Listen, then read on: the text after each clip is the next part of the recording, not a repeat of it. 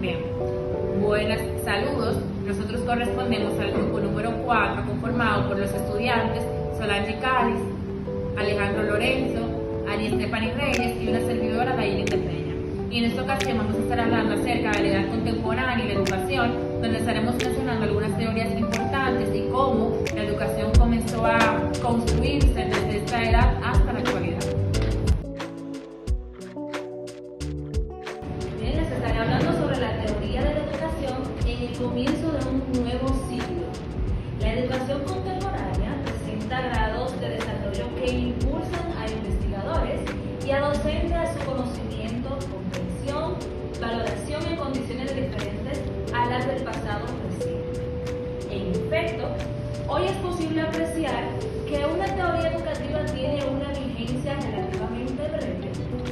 Hubo una época en que una teoría educativa respondía a los requerimientos sociales y a las exigencias del desarrollo científico por un espacio de casi 200 años, sin que surgieran teorías que la confrontaran o negaran. La mayoría de países de nuestro continente empiezan su proceso de emancipación política a comienzos del año 1810. Es difícil pensar en la aparición y confrontación de teorías educativas en medio de tanta inestabilidad social y política. Los métodos didácticos, los conceptos del rol docente, la disciplina y los otros aspectos del currículum seguían firmemente la tradición de las prácticas educativas heredadas de las concepciones escolásticas. La mayor aceptación de una teoría surge cuando ésta responde el rigor científico y los resultados de su aplicación en la realidad determinada, en la que aportan significativo bienestar social y espiritual de la humanidad. En ese concepto, es legítimo formularse preguntas que apuntan a la expectativa del desarrollo teórico, la producción de nuevos conocimientos, la superación cualitativa de los recursos didácticos, una reconceptualización de las funciones docentes, una nueva percepción y valoración del currículum que centre el éxito del proceso educativo en quien pretende enseñar. Esos son, entre otros, los asuntos relevantes que deberán considerar la discusión sobre teorías educativas en un futuro inmediato.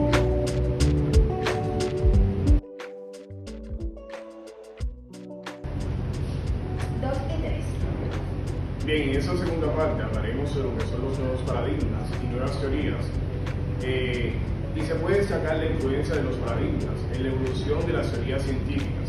Según la perspectiva de Kuhn, se resalta la temporalidad de la verdad científica y cómo los paradigmas reconocidos universalmente proporcionan modelos para la comunidad científica. Se puede mencionar que los paradigmas abren nuevos territorios, desafían creencias arraigadas y actúan como fuerza impulsadora hacia el cambio. La coexistencia de lo viejo y lo nuevo da lugar a nuevos paradigmas.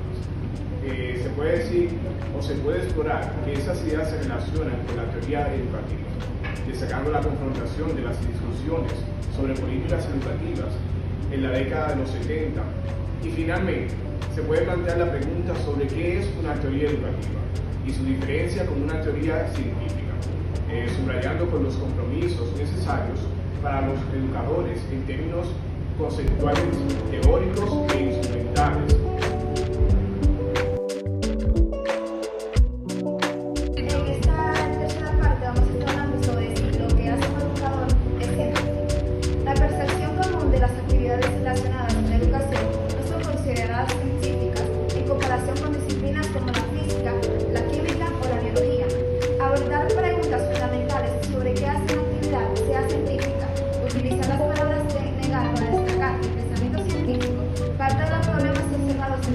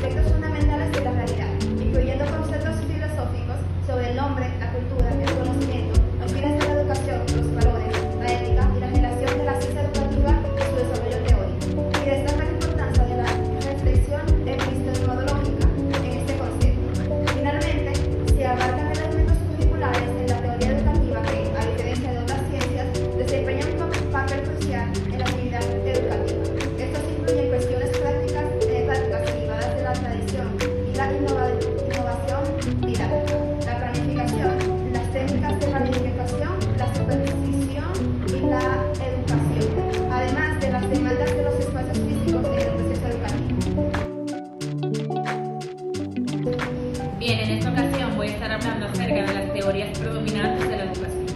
Un estudio crítico e exhaustivo de las tendencias teóricas de la educación contemporánea que han tenido mayor relevancia creo que son las que deberían incluirse en aquellas corrientes que han impulsado las reformas educativas y que han promovido las políticas educacionales de los estados y han propiciado el estudio científico y filosófico de la educación. Este estudio destacaría como teorías antagónicas luchan en ese espacio por permanecer o por abrirse paso, como el paradigma de que la sociedad siempre está esperando para incrementar la calidad de la educación.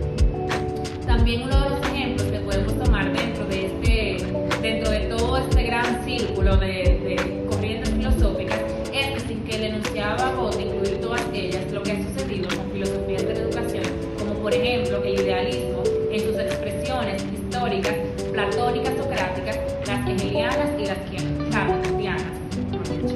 El progresismo también fue una de las corrientes filosóficas de la edad contemporánea que tuvo gran relevancia dentro de lo que es las políticas educacionales de aquellos tiempos. El progresismo, también se le llama progresivismo, abrió un cauce hacia una renovación que afectó sensiblemente la educación, por ejemplo, en los Estados Unidos, y de allí se extendió hacia toda América Latina. También esta corriente filosófica posibilitó un sólido apoyo de la psicología, la cual reconoció como ciencia la necesidad que había de considerar los intereses del niño y también que contribuyó de manera significativa a su éxito. Otra de las corrientes filosóficas propias de la edad contemporánea que tuvieron gran relevancia en cuanto a las políticas educativas fue el pragmatismo. Algunos impugnadores del empirismo parecen estar dotados de mayor encono que de argumentos. Los defensores, a su vez, no discriminan entre prónesis y la defensa a ultranza. Entre ambos extremos, lo más saludable puede ser una mirada crítica que valore y pondere los aspectos tanto positivos como negativos que el análisis histórico nos arroja hasta el día de hoy. Dentro de esta teoría filosófica, como fue el pragmatismo, también tenemos a un autor muy conocido que es Schneller, el cual cree que los orígenes del pragmatismo están en la filosofía de Heráclito, posición que no comparte el filósofo polaco Kolakowski, al estimar que algunos antecedentes de esta filosofía no pertenecen realmente a la educación, por tanto deben buscarse en algunos filósofos medievales y también como parte del Renacimiento. Otra de las corrientes filosóficas importantes dentro de la edad contemporánea es conocida como el materialismo. A diferencia del modo de presentación del esposo que describe los planteamientos teóricos del pragmatismo, en este caso se comenzará por la concepción materialista del hombre y por su relevancia histórica, que se recurrirá a la antropología filosófica, la cual planteó Marx.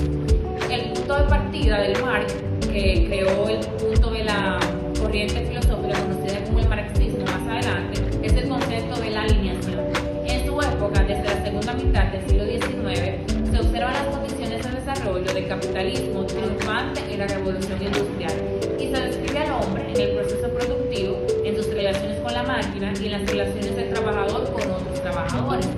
Marx va descubriendo las condiciones que impiden la plena realización humana, rechaza las formas variadas de la explotación del hombre en el mundo capitalista y deja claramente establecida su posición humanista al decir que es en la existencia real, en la posición concreta, en el proceso productivo, en el antagonismo de clases, donde se gesta y se desarrolla esta alineación.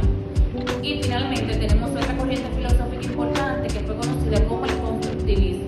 Entre las filosofías de la educación contemporánea actual, el constructivismo representa el esfuerzo teórico de más vasto alcance. Ha inspirado reformas educativas en Europa y también ha sustentado la mayoría de los esfuerzos de cambios en la educación de América Latina. Los fundamentos científicos filosóficos, es decir, las bases desde las cuales construye su discurso epistemológico, el constructivismo, no son perceptibles con total nitidez como las dos corrientes filosóficas anteriormente presentadas.